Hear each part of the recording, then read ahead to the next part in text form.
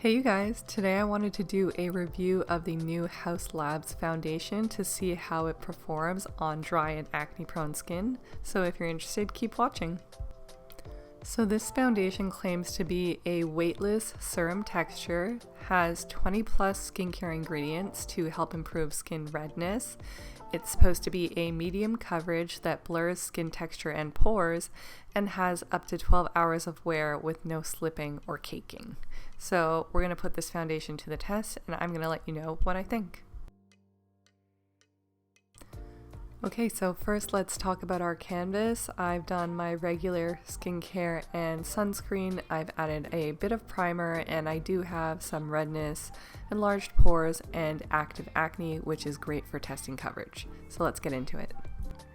Okay, so I think everyone can see that the packaging is really nice, but I personally really appreciate the pump because it's really easily controlled, and you can pump out half a pump or a quarter of a pump if you want. And so I've just done 2 pumps because I intend to cover my whole face and try out layering. But first I'm just going to apply it with my finger, just going over the spots as I see fit. I've tried this when I first got the foundation with no primer and with some skincare that had been on for a while, and I was pretty impressed with how it blurred the texture and filled in my pores even without any additional skin prep. So I just wanted to show the difference between using your finger, and then on the other side of my face I'll use the sponge. Okay, so while I'm blending this out, I wanted to take a minute to just comment on the range of colors in this foundation, which I think is terrible, and here's why. When I was swatching the colors in store, this has been one of the only foundations I've tried where the colors either seem to be too peachy or too yellow. I'm using the color 110 here, and it's supposed to have a balance of undertones in it, and even though I have yellow undertones in my skin, you can still see that this foundation is far too yellow for my skin tone. And while I was swatching these on the back of my hand in store, I thought it was very strange that these peach and yellow undertones seemed to take over the entire foundation, as if the undertone pigment was the main pigment in the foundation. And I wanted to state that here because if you're looking for a color match in this specific foundation, you might not be able to find one for that reason. And that comment is specifically for the lighter shades. I realize with the more medium skin tones, it seemed to have like a mauve tint sometimes, but I do think that this foundation does deeper skin tones and also olive skin tones really well, so that's a plus. So here's the difference between the side with the foundation applied with my finger and my bare skin. Again, you can see a little bit too yellow, but we're gonna make it work. Some things that I noticed about this foundation were that it filled in my pores really well. It gave a really soft diffused look. Coverage wasn't the best with my finger, and it did emphasize some tiny baby hairs near my jaw, but other than that it looks pretty good. I do feel like I got a little bit more coverage on the right side of my face using the Beauty Blender, so I'm gonna go back in on the left side and just bounce the Beauty Blender around to blend everything out and diffuse a little more. And I'm also going to try to build up coverage on my active acne spots to see if I can get more out of the foundation with this tool.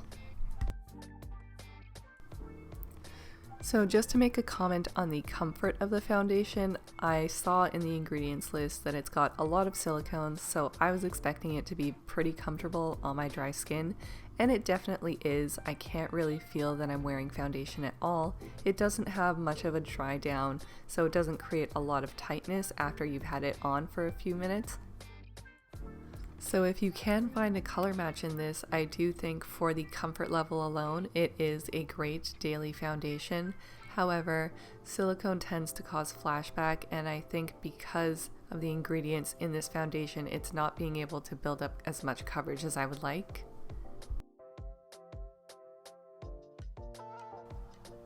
So I'm going to add a bit of concealer to try to neutralize this color a little bit and to also give my skin a little bit more coverage. This is the Kosas concealer in shade 1 or shade 2. I'm not sure, it's not on the bottle. And to sort of even out the undertone and make it match a little bit better, I'm going to mix this in with the Haus foundation. I've purposely mixed a color that's quite a bit lighter than the actual foundation shade because I want to use this to shape my face and sort of neutralize the color a little bit, but I'm also going to use it to conceal any extra redness and spots that are still peeking through. I'm going to blend most of it out with a beauty blender, allowing the concealer that is on my acne spots to sit for a little bit before blending that out with the flat edge of a bristled brush. I feel like this gets the most coverage. Alright, so this is what the complexion looks like with the rest of the cream products applied. I just used the same products from my base routine video. Everything seemed to blend really well. I definitely don't agree that this foundation has no slip. It definitely helped with blending out the cream products, but it also did give up a bit of coverage, so I am going to go in and powder and set my face with a setting spray as well. Okay, so here's the complexion completely done. It is a medium coverage foundation, so it didn't cover up all of my acne, and it is also a much heavier foundation and base routine than I am used to using. For reference, this is what my normal base routine looks like using MAC Face and Body. So with my normal base routine, I feel like my skin looks a little bit more like skin and that the foundation is a little bit less detectable. I think the Haus foundation does a great job at blurring skin texture and diffusing light, but it is very obvious that you're wearing foundation. Overall, I think this foundation looks really great when you initially put it on, especially if you can get a color match, but I wasn't particularly impressed with the longevity of the product. This is a close-up in my bathroom after about 4 hours of wear. You can see the sides are almost completely wiped off, and I wasn't really happy with that because it doesn't happen with other products. Alright, thank you so much for watching my review. I hope you found it helpful. Bye!